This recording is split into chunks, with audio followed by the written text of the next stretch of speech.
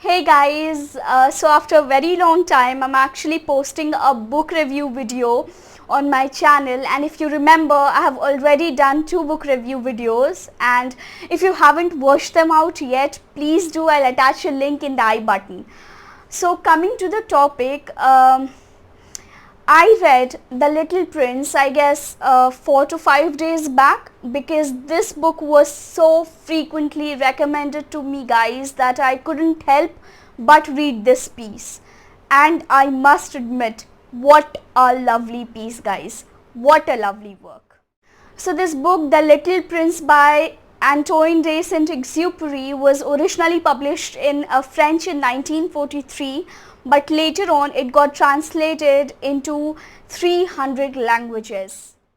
So the plot of the story begins with the narrator showing a piece of drawing to the grown-up people which he had made at the age of 6.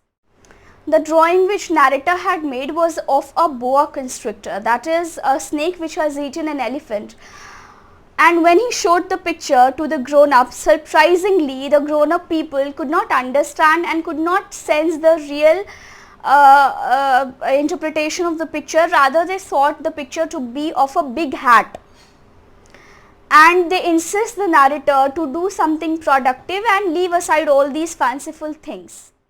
Now this is where we get the first moral lesson from this story, that how adults who all were once children forget the real happiness of the life, forget the real essence of life, and move towards the dull, mundane and practical life. They are just concerned about numbers, and in that race they forget to enjoy their life. Later on in the story, we see that the narrator becomes a pilot, and one day his plane crashes in Sahara Desert, far from any human civilization. And there he meets the hero of the story, the Little Prince, who apparently is an alien who has come from a very small planet or an asteroid named B612. Now upon their first conversation, the Little Prince asks the narrator to draw him a sheep. And the narrator does the same, but when the sheep is drawn, the Little Prince does not approve it initially, but later on he approves the drawing, and from then on their friendship begins and they come to know each other more closely. Later in the story, readers learn that the Little Prince falls in love with a rose which grew on his tiny little planet, but due to her vanity and pride, he decides to leave her and he moves on to explore other new planets and asteroids. Now upon his journey to different planets, Little Prince meets different kinds of people, like he meets a king, a merchant, a geographer and so on. He finds the habits and aspirations of all these people quite irrational, quite weird and quite practical. Geographer then asks him to visit the planet Earth, and the Little Prince does exactly the same. Now when he reaches Earth, he meets a fox who acquaints him with the idea that to be able to be loved, to be able to be unique, one has to be tamed.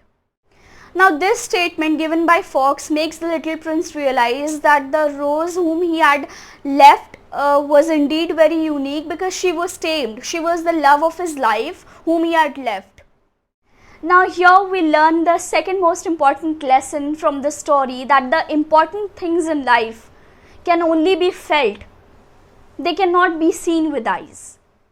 Readers are now drawn to the present scenario where narrator and the Little Prince have spent total of 8 days in Sahara, and now the Little Prince wants to go to his own asteroid, go to his own planet and meet the rose. Later on the story, we see that the Little Prince is talking to a snake about his wish to go home. Narrator learns about his desire and he bids him an emotional goodbye. Now upon seeing the narrator getting disheartened, the Little Prince asks him to look at the star at night if he at all feels like missing him.